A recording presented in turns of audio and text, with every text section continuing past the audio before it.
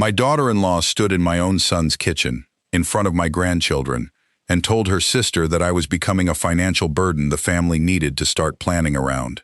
What she didn't know was that my stock portfolio, quietly built over 4 decades of disciplined investing, was worth $4.2 million, more than her own father had accumulated in his entire career. She found out 3 weeks later, in a room full of people, in the worst possible way. If you want to see exactly how that moment unfolded, stay until the end of this video, because what happened next changed the way this entire family talks about money, respect, and who actually gets to decide what someone is worth. Before we get into it, if you believe every parent deserves respect regardless of how quiet or unassuming they seem, hit that subscribe button and drop a comment letting me know where you're watching from tonight. It genuinely helps this channel keep telling stories like this one. Now, let's get into it. My name is Harold Whitfield, and I am 76 years old. I spent 42 years working as a mechanical engineer for a mid-sized manufacturing company outside of Pittsburgh, Pennsylvania, a steady, unglamorous career that never made me wealthy through salary alone, but that gave me something arguably more valuable over the decades. A stable enough income to consistently invest a meaningful portion of every paycheck into the stock market, starting when I was 26 years old and continuing, without significant interruption, for the better part of 5 decades. I want to be clear about something from the outset, because it matters enormously to understanding the rest of this story. I never lived like a wealthy man.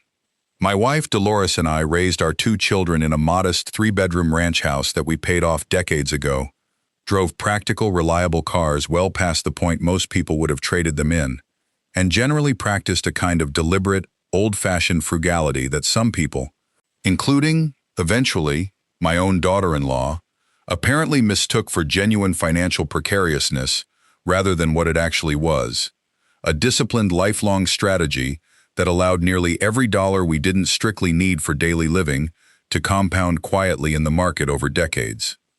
Dolores grew up during genuinely difficult financial circumstances, the daughter of a factory worker who was laid off twice during her childhood, experiences that shaped a particular relationship with money that she carried into our marriage and that fundamentally shaped how we approached our own finances together. She was the one, honestly, who first suggested the systematic investment approach we eventually followed for 4 decades, having read about the power of compound growth in a library book sometime in our late 20s, and convincing me, over several patient conversations, that living slightly below our means and investing the difference consistently would eventually produce something far more valuable than whatever modest lifestyle upgrades we might have purchased with that same money in the moment. I credit her, more than myself, with the discipline that eventually produced the portfolio at the center of this story, even though I was the one who continued managing and adjusting it in the years since her passing. Dolores passed 5 years ago, breast cancer that we caught late, despite her diligence about regular screenings, a particularly cruel irony given how careful she'd always been about her health in every other respect. She spent much of her final months, even as her own body was failing her, still quietly reviewing our investment statements with me, still offering her characteristically sharp opinions about which positions to hold and which might need adjusting, a final expression of the same careful, engaged partnership that had defined our entire financial approach together. Since then, I've lived alone in that same modest house, continuing the same careful, unassuming lifestyle we'd always practiced together.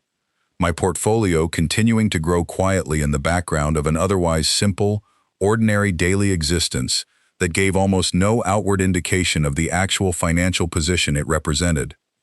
My son Gregory works as a high school teacher, a career choice I've always been quietly proud of, even though it means he and his family live considerably more modestly than some of their friends and neighbors whose careers took more lucrative paths.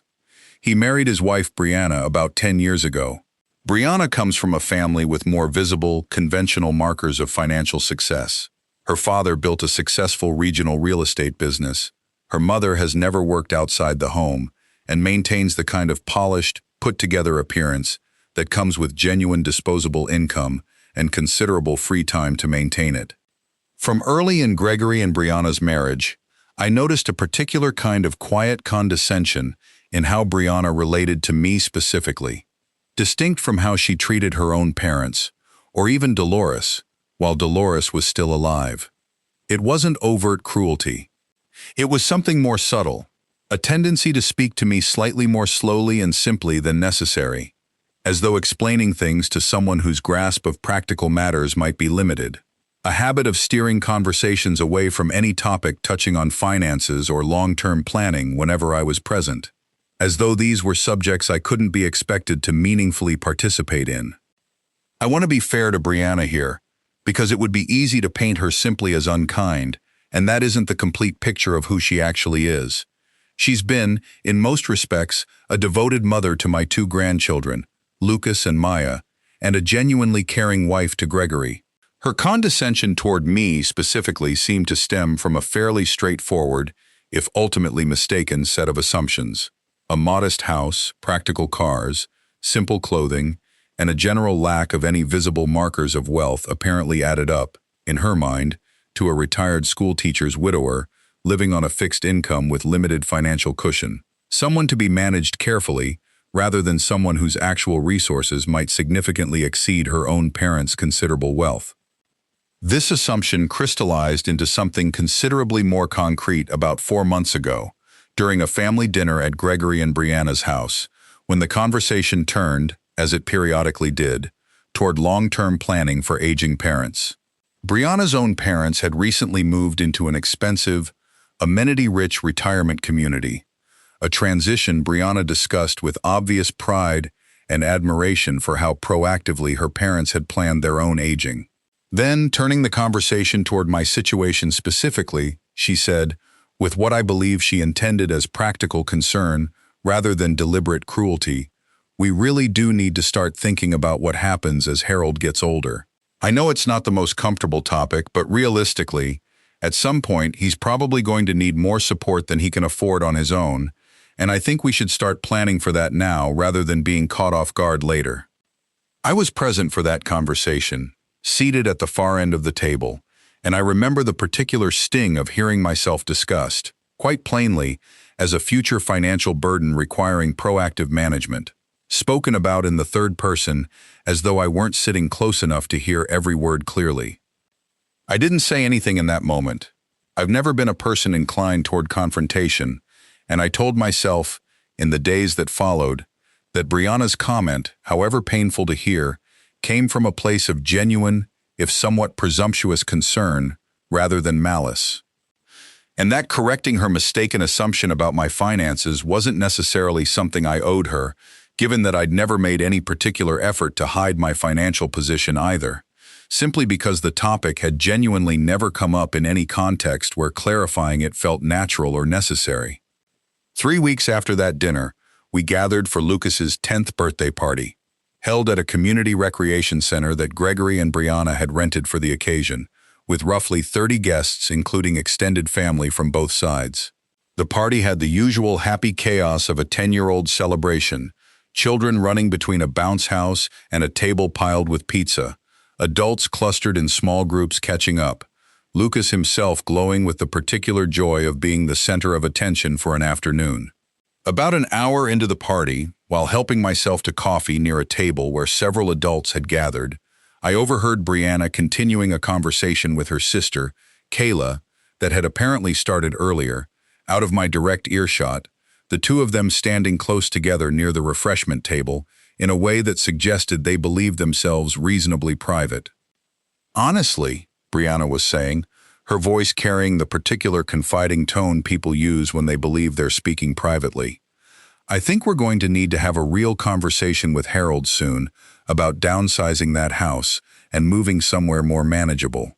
Maybe assisted living eventually. He's not destitute, but he's definitely not sitting on much beyond his pension and Social Security, and those costs only go up as people age. I don't want this to become a financial burden that catches Gregory off guard in 5 or 10 years." Kayla nodded along sympathetically, murmuring something about how her own family had faced similar planning conversations with their aging parents, the two of them clearly viewing themselves as engaged in responsible, forward-thinking family planning rather than anything unkind. I stood there, coffee cup in hand, absorbing those words with a familiar, weary recognition of the same underlying assumption I'd heard at that earlier dinner, now spoken even more plainly, in front of an audience, at what was supposed to be a celebration for my own grandson. I remember specifically noticing the paper cup in my hand, the particular flimsy warmth of it against my palm, a strange small detail that has stayed with me vividly in the months since, the way certain unremarkable physical sensations sometimes anchor themselves permanently to painful memories. What Brianna didn't know, standing there discussing my supposed financial fragility with her sister, was that my investment portfolio, built through 40 years of disciplined, unglamorous contributions to a diversified mix of index funds and carefully selected individual stocks, currently stood at approximately $4.2 million, a figure that, had she known it, would have exceeded her own father's total net worth by a considerable margin, despite his visibly successful real estate career and considerably more lavish lifestyle. I want to be honest about what I felt in that moment, standing near that coffee table, absorbing yet another conversation about my supposed financial precariousness. It wasn't primarily anger, though some frustration was certainly present. It was something closer to a tired, familiar sadness, the particular weariness of being consistently underestimated by someone who had simply never bothered to ask a single direct question about my actual circumstances, instead building an entire narrative about my future needs, based purely on surface-level assumptions about modest houses and practical cars. I didn't say anything in that moment either. I finished my coffee, returned to the party, and spent the rest of the afternoon watching my grandson blow out candles and open presents, carrying this new layer of quiet hurt alongside the general warmth of the occasion. What happened next, I want to be clear, wasn't something I orchestrated or planned in any deliberate way. It emerged from an entirely unrelated set of circumstances that simply happened to converge 3 weeks later in a way that finally, unavoidably, corrected Brianna's mistaken understanding of my actual financial position. About 3 weeks after Lucas's birthday party, Gregory called me with news that his school district was facing significant budget cuts and that his own teaching position, along with several others in his department, was at genuine risk of elimination in the upcoming academic year. He and Brianna were understandably anxious about this possibility, given that Gregory's income represented the larger portion of their household earnings, and they'd begun exploring various contingency options, including the possibility of Gregory pursuing additional certification that would qualify him for a different teaching specialty with more stable long-term demand. During a family dinner at my house, called specifically to discuss this employment uncertainty and how the broader family might need to adjust in response, Brianna raised, somewhat tentatively, the question of whether I might be in a position to help financially if Gregory's position was eliminated and the transition period proved difficult, perhaps by increasing my contributions toward the children's activities or covering certain expenses temporarily. I want to be honest that I felt a certain quiet, almost wry satisfaction in that moment, recognizing that the same woman who had spent months positioning me as a future financial burden was now, in a moment of genuine family stress, tentatively wondering whether I might actually be a resource rather than a liability. But I didn't say anything sharp or pointed in response. I simply said, calmly, "I think I can probably help more than you might expect, Brianna. Let me pull together some information, and we can talk through what actually makes sense." The following week, I invited Gregory and Brianna over specifically to review my full financial situation with them, feeling that the moment had finally arrived where clarity served everyone better than continued assumption.